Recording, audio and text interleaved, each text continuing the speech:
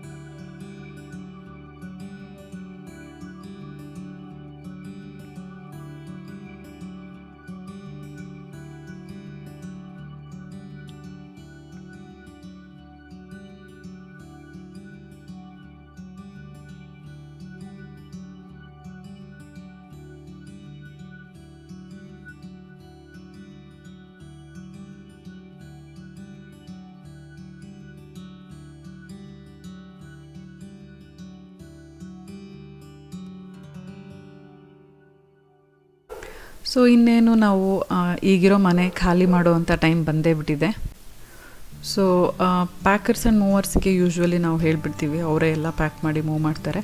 ಆದ್ರೂ ಇದು ನಾವು ಶಿಫ್ಟ್ ಆಗ್ತಿರೋ ಜಾಗ ಮನೆಯಿಂದ ಹತ್ತಿರದಲ್ಲೇ ಇರೋದ್ರಿಂದ, ಹಾಗೆ ನಾವು ಹೋಗ್ತಿರೋದ್ರಿಂದ ನಾವು ಸ್ವಲ್ಪ ಡೆಲಿಕೇಟ್ ಐಟಮ್ಸ್ನ ಪ್ಯಾಕ್ ಮಾಡ್ಕೊಂಡು ಹೋಗೋಣ.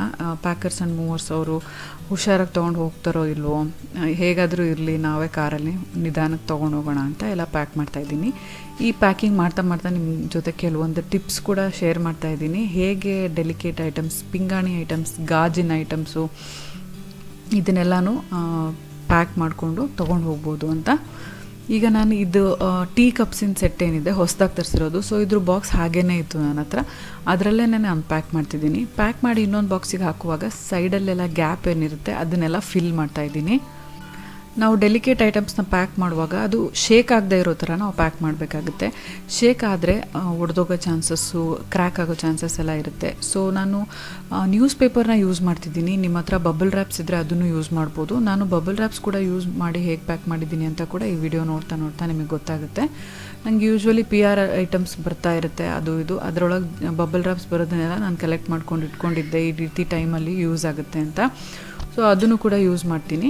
ನಿಮ್ಮ ಹತ್ರ ಬಬಲ್ ರ್ಯಾಪ್ಸ್ ಇಲ್ಲ ಅಥವಾ ಅದಕ್ಕೋಸ್ಕರ ಖರ್ಚು ಮಾಡೋಕ್ಕೆ ಇಂಟ್ರೆಸ್ಟ್ ಇಲ್ಲ ಅಂದರೆ ನೀವು ನ್ಯೂಸ್ ಪೇಪರ್ನ ಕ್ರಷ್ ಮಾಡಿಬಿಟ್ಟು ಅದನ್ನು ಕೂಡ ಬಬಲ್ ರ್ಯಾಪ್ ಥರ ಯೂಸ್ ಮಾಡ್ಬೋದು. ಸೊ ನಾನು ತುಂಬಾ ಲೇಯರ್ಸ್ನ ಯೂಸ್ ಮಾಡಿ ಪ್ಯಾಕ್ ಮಾಡ್ತಿದ್ದೀನಿ. ಇದರಿಂದ ಒಳಗಡೆ ಒಂದಕ್ಕೊಂದು ಟಚ್ ಆಗದೆ, ಹಾಗೆಯೇ ಮೂವ್ ಆಗದೆ, ಸ್ಕ್ರ್ಯಾಚ್ ಆಗೋದಿಲ್ಲ, ಸೇಫಾಗಿ ನಾವು ತಲುಪಿಸ್ಬೋದು ಅಂತ. ಗಾಜಿನ ಕಪ್ಸು, ಮಗ್ಸು, ಟೀ ಕಪ್ಸು ಇದೇನೇನಿದೆಯೋ ಇದೆಲ್ಲದ್ರ ಒಳಗಡೆ ನಾನು ಖಾಲಿ ಜಾಗ ಬಿಟ್ಟರೆ ಮೂವ್ ಆಗೋ ಚಾನ್ಸಸ್ ಇರುತ್ತೆ, ಹಾಗೆ ಒಡೆದೋಗೋ ಚಾನ್ಸಸ್ ಇರುತ್ತೆ ಅಂತ ಫುಲ್ ಪೇಪರಿಂದ ಸ್ಟಫ್ ಮಾಡಿ ಆಮೇಲೆ ಪ್ಯಾಕ್ ಮಾಡ್ತಿದ್ದೀನಿ. ಇದೆಲ್ಲನೂ ನಾವು ಕೇರ್ ತೊಗೊಂಡ್ರೆ ನಮ್ಮದು ಯಾವುದೇ ಐಟಮ್ಮು ಒಡೆದೋಗೋದಿಲ್ಲ. ಹಾಗೆಯೇ ಪೇಪರ್ನ ಆದಷ್ಟು ಕ್ರಷ್ ಮಾಡಿ ಯೂಸ್ ಮಾಡೋದ್ರಿಂದ ಅದು ಸ್ವಲ್ಪ ಕುಷನ್ ಎಫೆಕ್ಟ್ ಕೂಡ ಕೊಡುತ್ತೆ. ಬಾಕ್ಸ್ ಒಳಗೆ ಪ್ಯಾಕ್ ಮಾಡಬೇಕಾದ್ರೂ ಕೂಡ ಅಷ್ಟೇ, ಬಾಕ್ಸ್ ಬೇಸಲ್ಲಿ ನಾನು ಕ್ರಷ್ ಮಾಡಿರೋ ಪೇಪರ್ನ ಹಾಕಿ ಕುಷನ್ ಥರ ಮಾಡಿ ಅದ್ರ ಮೇಲೆ ಜೋಡಿಸ್ತಾ ಹೋಗ್ತೀನಿ. ನೀವು ಲೇಯರ್ ಬೈ ಲೇಯರ್ ಮಾಡ್ತಾ ಹೋದರೆ ತುಂಬ ದೊಡ್ಡ ಬಾಕ್ಸ್ ಇದ್ದರೆ ಪ್ರತಿ ಲೇಯರ್ ಮಧ್ಯನೂ ಈ ರೀತಿ ಕುಷನ್ ಟೈಪ್ ನ್ಯೂಸ್ ಪೇಪರಿಂದ ಕ್ರಷ್ ಮಾಡಿ ಹಾಕಿದ್ರೆ ತುಂಬ ಸೇಫಾಗಿ ಪ್ಯಾಕ್ ಮಾಡ್ಬೋದು. ಸೊ ಇದಿಷ್ಟು ಕಟ್ಲರಿ ಐಟಮ್ಸು, ಡಿನ್ನರ್ ಹಾಗೆಯೇ ಟೀ ಕಪ್ಸು, ಡಿನ್ನರ್ ಸೆಟ್ಟು ಇದೆಲ್ಲ ಆದಮೇಲೆ ನಾವು ಮಸಾಲೆ ಎಲ್ಲ ಪದಾರ್ಥ ಹಾಕಿರ್ತೀವಲ್ಲ ಬಾಕ್ಸ್ಗಳು, ಅದು ಕೂಡ ಗಾಜಿಂದು ಎಲ್ಲನೂ ಪ್ಯಾಕ್ ಮಾಡ್ತಿದ್ದೀನಿ. ಬೇರೆ ಗಾಜಿಂದ ಅಲ್ಲದೆ ಇರೋ ಐಟಮ್ಸ್ನ ಇಲ್ಲೇ ಬಿಡ್ತಾಯಿದ್ದೀನಿ. ಇನ್ನೇನು ಆದಷ್ಟು ಬೇಗನೆ ಶಿಫ್ಟ್ ಆಗ್ತಿರೋದ್ರಿಂದ ಆದಷ್ಟು ಸಾಮಾನನ್ನ ಬೇಗ ಇಟ್ಬಿಟ್ಟು ಬಂದುಬಿಡ್ತೀವಿ.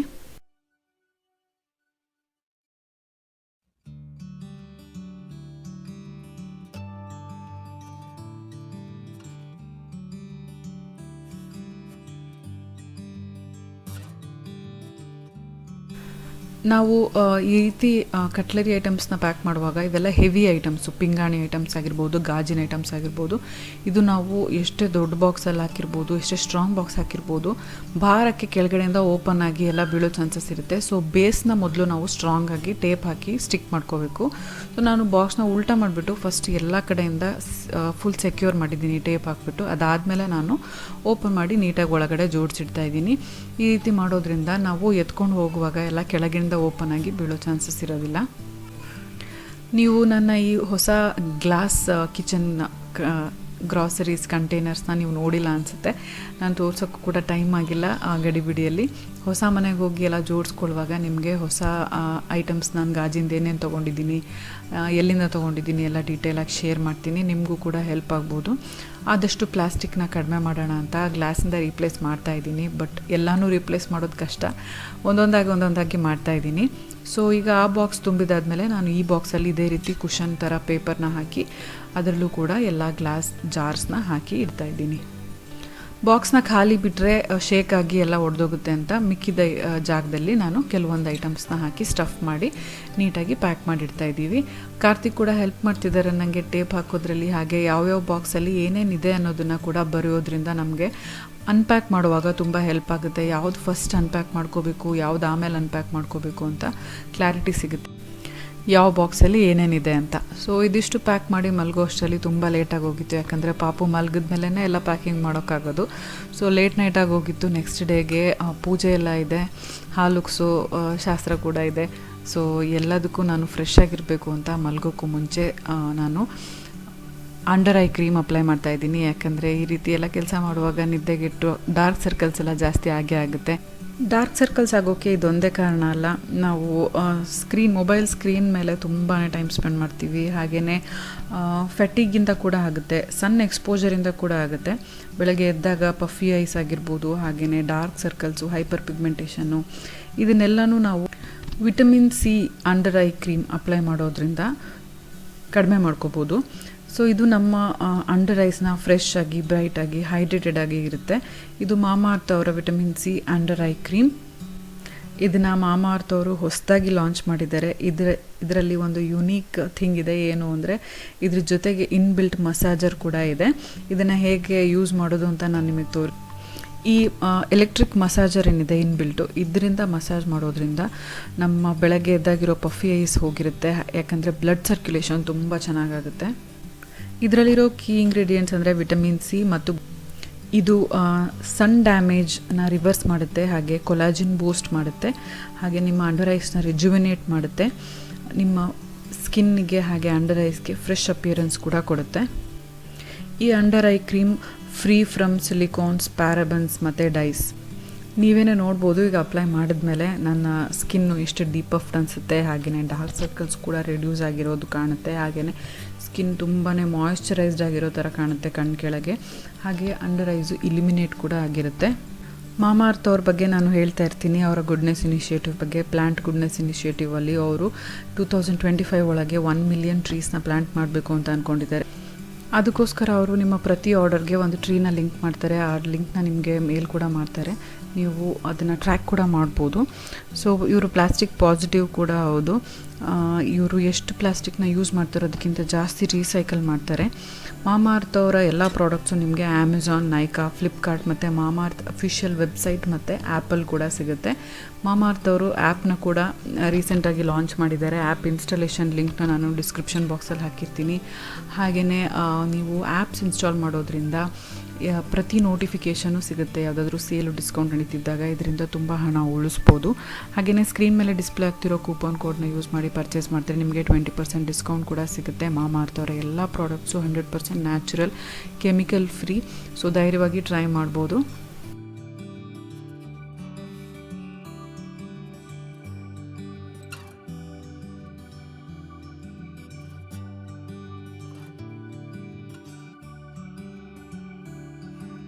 So it's A fresh new day. ಇವತ್ತು ಹೊಸ ಊರಿಗೆ ಹೋಗ್ತಾ ಇದ್ದೀವಿ, ಹೊಸ ಮನೆಗೆ ಹೋಗ್ತಾ ಇದ್ದೀವಿ. ಹಾಲು ಉಗ್ಸೋದಕ್ಕೆ, ಹೊಸ ಮನೆ ಪ್ರವೇಶ ಮಾಡೋದಕ್ಕೆ ಎಲ್ಲ ಪೂಜೆ ಸಾಮಾನೆಲ್ಲ ರೆಡಿ ಮಾಡ್ಕೊಂಡು ತೊಗೊಂಡು ಹೋಗ್ತಾ ಇದ್ದೀವಿ. ಸೊ ಚರಿತು ಕೂಡ ಫ್ರೆಶ್ ಆಗಿ ರೆಡಿಯಾಗಿ ಹೋಗ್ತಾ ಇದ್ದಾನೆ ಹೊಸ ಮನೆಗೆ. ಎಕ್ಸೈಟೆಡ್ ಇದ್ದೀವಿ ಎಲ್ಲರೂ.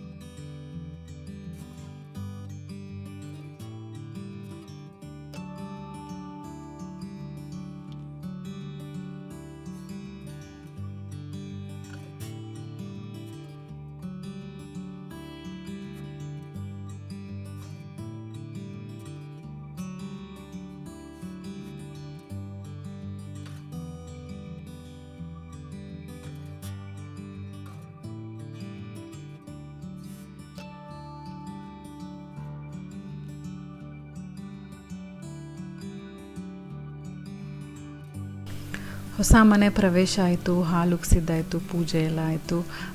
ಕಾರ್ತಿಕ್ಕು ಆಫೀಸ್ಗೆ ಹೋಗಿ ಬರ್ತೀನಿ ಅಂತ ಹೋಗಿದ್ದಾರೆ. ಸೊ ಇಲ್ಲಿ ಒಂದು ಸ್ವಲ್ಪ ಹೊತ್ತು ಟೈಮ್ ಸ್ಪೆಂಡ್ ಮಾಡ್ತಾಯಿದ್ವಿ. ಹಾಗೆಯೇ ನಾವು ತಂದಿರೋ ಸಾಮಾನು ಕೂಡ ಜೋಡಿಸ್ಬಿಡೋಣ ಅಂತ ನಾನು ಕಬರ್ಡ್ಸು ಹಾಗೆಯೇ ಶೆಲ್ಫ್ಸು ಎಲ್ಲನೂ ನೀಟಾಗಿ ಒರೆಸಿ, ಕಾಲಿನೆಲ್ಲ ಹಾಕಿ ಒರೆಸಿ, ನ್ಯೂಸ್ ಪೇಪರ್ ಹಾಕಿ ಅದ್ರ ಮೇಲೆಲ್ಲ ಜೋಡಿಸಿಡ್ತಾಯಿದ್ದೀನಿ. ಅದನ್ನು ಕೂಡ ನೀವು ನೋಡ್ಬೋದು. ಅಷ್ಟರಲ್ಲಿ ನಮ್ಮನ್ನ ಮಾತಾಡ್ಸ್ಕೊಂಡು ಹೋಗೋದಕ್ಕೆ ಅಂತ ನಮ್ಮ ಓನರ್ ಫ್ಯಾಮಿಲಿ ಬಂದಿದ್ದಾರೆ. ಅವ್ರ ಮಗು ತುಂಬಾ ಕ್ಯೂಟ್ ಇದ್ದಾನೆ. ಹಾಗೆಯೇ ಮಗಳು ಕೂಡ ಅಷ್ಟೇ ತುಂಬ ಫ್ರೆಂಡ್ಲಿಯಾಗಿ ನನ್ನ ಜೊತೆ ಚೆನ್ನಾಗಿ ಅಡ್ಜಸ್ಟ್ ಆಗಿದ್ಲು. ನಿಮ್ಗೆ ಏನು ಬೇಕಿದ್ರು ಹೆಲ್ಪ್ ಬೇಕಿದ್ರು ಹೇಳಿ, ನಾನು ತಂದ್ಕೊಡ್ತೀನಿ ಏನಾದರೂ ಬೇಕಂದರೆ ನಮ್ಮ ಮನೆಯಿಂದ ಅಂತ ಹೇಳ್ತಾಯಿದ್ಲು. ಸೊ ಎಲ್ಲ ಒಳ್ಳೆ ಜನ ಸಿಕ್ಕಿದ್ದಾರೆ ನಮಗೆ. ಅವ್ರು ಹೋದ್ಮೇಲೆ ಮತ್ತೆ ನಾನು ಕೆಲಸನ ಕಂಟಿನ್ಯೂ ಮಾಡ್ತಾಯಿದ್ದೀನಿ.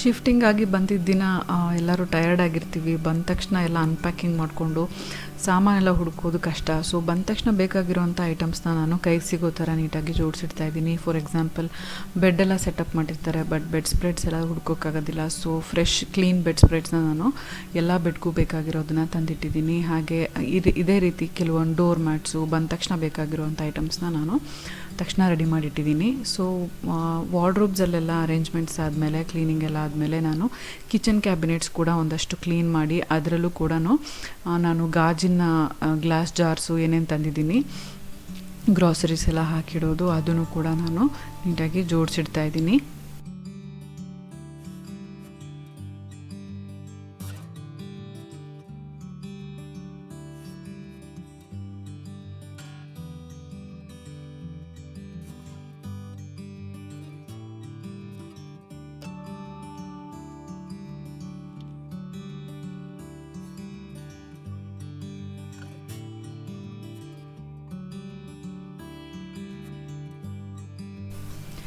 ಇದು ಫೈನಲ್ ಆರ್ಗನೈಸೇಷನ್ ಏನಲ್ಲ, ಮನೆಗೆ ಬಂದ ಮೇಲೇ ಕ್ಲೀನಾಗಿ ಎಲ್ಲನೂ ಸೆಟ್ ಆಗೋದು. ಪ್ರತಿಯೊಂದು ಪಾರ್ಟ್ ಆಫ್ ದಿ ಹೌಸ್ ಅಂದರೆ ಬಾತ್ರೂಮ್ ಸೆಟಪ್ಪು, ಪೂಜಾ ರೂಮ್ ಸೆಟಪ್ಪು, ಹಾಗೆ kitchen setup, wardrobe setup, study table, ಇದನ್ನೆಲ್ಲ ನಾನು ಹೇಗೆ ಒಂದೊಂದಾಗಿ ಅರೇಂಜ್ ಮಾಡ್ತೀನಿ, ಆರ್ಗನೈಸ್ ಮಾಡ್ತೀನಿ ಅಂತ ನಿಮಗೆ ನೋಡಬೇಕು ಅಂತಿದ್ರೆ, ಅದರಿಂದ ನಿಮಗೂ ಕೂಡ ಕೆಲವೊಂದು ಟಿಪ್ಸು ಏನಾದರೂ ಐಡಿಯಾಸು ಸಿಗುತ್ತೆ, ಇನ್ಫಾರ್ಮೇಟಿವ್ ಆಗಿರುತ್ತೆ ಅಂತ ಅನಿಸಿದ್ರೆ ನನಗೆ ಕಮೆಂಟ್ಸಲ್ಲಿ ಬರ್ತಿಳಿಸಿ. ನಾನು ಪ್ರತಿಯೊಂದು ಜಾಗನೂ ಹೇಗೆ ಸೆಟಪ್ ಮಾಡ್ತೀನಿ ಅಂತ ಡೀಟೇಲಾಗಿ ವಿಡಿಯೋ ಮಾಡಿ ನಿಮ್ಮ ಜೊತೆಗೆ ಶೇರ್ ಮಾಡ್ತೀನಿ. ಸೊ ಈ ವಿಡಿಯೋ ಹೇಗೆ ಅನಿಸ್ತು ನಿಮಗೆ, ಪ್ಯಾಕಿಂಗ್ ಟಿಪ್ಸ್ ಏನಾದರೂ ಯೂಸ್ಫುಲ್ ಅನಿಸ್ತಾ, ಹಾಗೆಯೇ ನಮ್ಮ ಹೊಸ ಮನೆ ಸೆಲೆಕ್ಟ್ ಮಾಡಿರೋ ಮನೆ ನಿಮಗೆಲ್ರಿಗೂ ಇಷ್ಟ ಆಗಿದೆ ಅಂತ ಅಂದ್ಕೊಂಡಿದ್ದೀನಿ. ಈ ವಿಡಿಯೋ ನಿಮಗೆಲ್ರಿಗೂ ಇಷ್ಟ ಆಗಿದ್ದರೆ ಲೈಕ್ ಮಾಡಿ, ಹಾಗೆ ನಿಮ್ಮ ಫ್ರೆಂಡ್ಸ್ ಆ್ಯಂಡ್ ಫ್ಯಾಮಿಲಿ ಜೊತೆ ಕೂಡ ಶೇರ್ ಮಾಡಿ. ನೀವಿನ್ನೂ ನಮ್ಮ ಚಾನಲ್ಗೆ ಸಬ್ಸ್ಕ್ರೈಬ್ ಮಾಡದೆ ನೋಡ್ತಾ ಇದ್ದರೆ ಸಬ್ಸ್ಕ್ರೈಬ್ ಮಾಡಿ, ಪಕ್ಕದಲ್ಲಿರೋ ಬೆಲ್ಲೈಕನ್ನು ಕ್ಲಿಕ್ ಮಾಡೋದ್ರಿಂದ ನನ್ನ ಎಲ್ಲ ವಿಡಿಯೋ ನೋಟಿಫಿಕೇಷನ್ ನಿಮ್ಮ ಮೊಬೈಲ್ಗೆ ತಕ್ಷಣ ಸಿಗುತ್ತೆ ಅಂತ ಹೇಳ್ತಾ ಈ ವ್ಲಾಗ್ನ ನಾನು ಇಲ್ಲಿಗೆ ಮುಗಿಸ್ತಾ ಇದ್ದೀನಿ. See you all in my next vlog. Till then take care, bye.